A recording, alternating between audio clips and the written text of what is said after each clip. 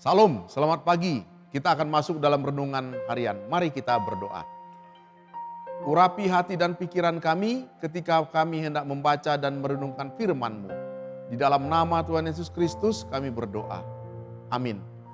Bapak Ibu Saudara-saudara, ayat yang menjadi bahan renungan kita terdapat di dalam kitab Rut pasal 1 ayat 1 sampai 22. Dan yang menjadi ayat renungannya adalah kitab Rut pasal 1 ayat yang ke-1. Firman Tuhan yang berbunyi demikian. Pada zaman para hakim memerintah, ada kelaparan di tanah Israel. Lalu pergilah seorang dari Betlehem Yehuda beserta dengan istrinya dan kedua anaknya laki-laki ke daerah Moab dan mentap di sana sebagai orang asing. Tema yang saya mau ambil dari bacaan ini adalah akibat keputusan buruk. Bapak Ibu Saudara-saudara, keluarga Elimelek dalam kisah ini pergi meninggalkan Betlehem. Arti Betlehem itu, Betlehem adalah rumah roti. Dan mereka pergi ke Moab. Alasannya cuma satu, yaitu karena pada waktu itu terjadi kelaparan. Dan demi menghindari kelaparan panjang, mereka pergi ke daerah Moab. Itu terjadi ketika pada waktu itu ada ketidakstabilan politik di Israel, ada kemerosotan moral, ada penyembahan berhala di Israel. Dan pada saat itu setiap orang berbuat apa yang benar menurut pandangannya sendiri. Dan Bapak Ibu Saudara-saudara, Moab adalah negeri para penyembah berhala. Penduduk Moab menjalankan praktek asusila secara longgar. Kita bisa baca dalam Bilangan 25 ayat 1 dan 2. Dan Allah menyebut Moab adalah tempat pembasuhannya, yaitu wadah berisi kotoran setelah mencuci kaki. Dan sebenarnya itu merupakan tempat yang tidak layak.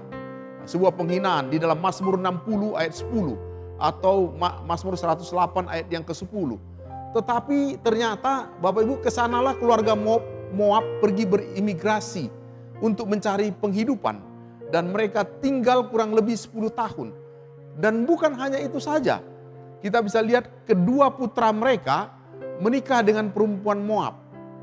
Sehingga dalam satu masa itu Elimelek dan kedua putranya mati. Pada akhirnya yang tinggal adalah Naomi istrinya dan kedua menantunya. Dan Naomi menyimpulkan perjalanan mereka pergi ke Moab untuk mencari penghidupan itu. Dia menyimpulkan bahwa itu adalah sebuah kepahitan. Terjadi karena hukuman Allah baginya. Dari ayat 20 sampai 21. Karena ternyata Allah mengambil suaminya dan kedua anak-anaknya. Bapak Ibu Saudara-saudara melihat peristiwa ini. Terkadang kita mengambil keputusan hanya berdasarkan pertimbangan dari sisi ekonomi saja. Hanya supaya kita mendapatkan rezeki. Moab mungkin tempat yang baik secara ekonomi. Ada banyak sumber uang yang mereka dapatkan. Dapat menjanjikan kemapanan secara ekonomi. Bisa membuat mereka kaya, bisa membuat mereka berhasil. Tetapi Moab bukan tempat yang mendukung untuk menjalani kehidupan secara rohani.